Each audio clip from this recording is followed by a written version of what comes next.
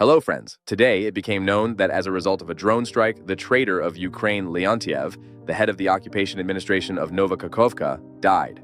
And this is not all the good news, because the Yaroslavl oil refinery suddenly caught fire. I am convinced that God wants the Russians to have no gasoline because this refinery was not attacked by Ukrainian UAVs. Ukrainian drones have never hit the Yaroslavl refinery, although it is only 700 kilometers from the borders of Ukraine. But it caught fire by itself. One oil refining unit at this refinery cost 1 billion rubles.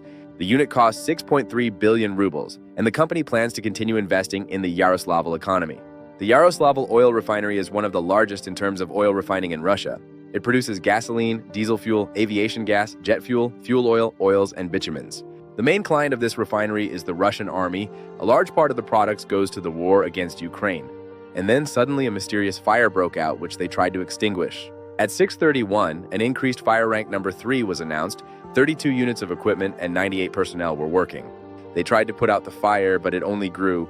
While on the other hand, when this refinery burns down, it will emit less harmful substances into the atmosphere. Over the past 10 years, the company has managed to reduce emissions of pollutants into the atmosphere.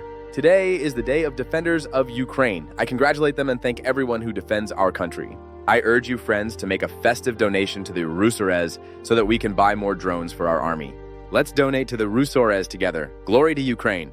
The more funds we collect, the more drones we will buy, the more occupiers will die. This is a great investment.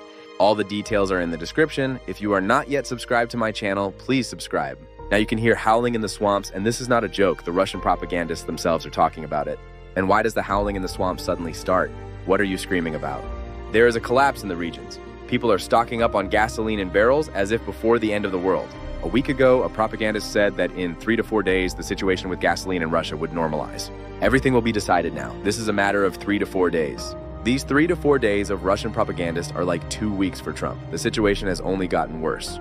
The situation with gasoline has not improved. There are queues at gas stations like in Soviet times for sausage. Federal Highway M12 Moscow-Kazan, a toll road, one gas station for 150 kilometers. Gasoline deficit is felt in most regions of the Russian Federation. Imports from Kazakhstan and Belarus do not help. The most difficult situation is in the temporarily occupied territories of Ukraine, for example, in Crimea.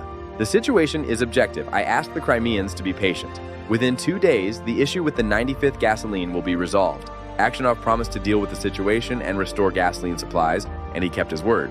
Now residents of Crimea, if they find a gas station with gasoline, can receive no more than 30 liters per person. Today, from 1500, there will be a limit of up to 30 liters per person at all gas stations. The only problem is that to get these 30 liters of gasoline, you first need to find it. Aksionov promised gasoline, but it's a complete mess. It's hard to buy for cash in Crimea.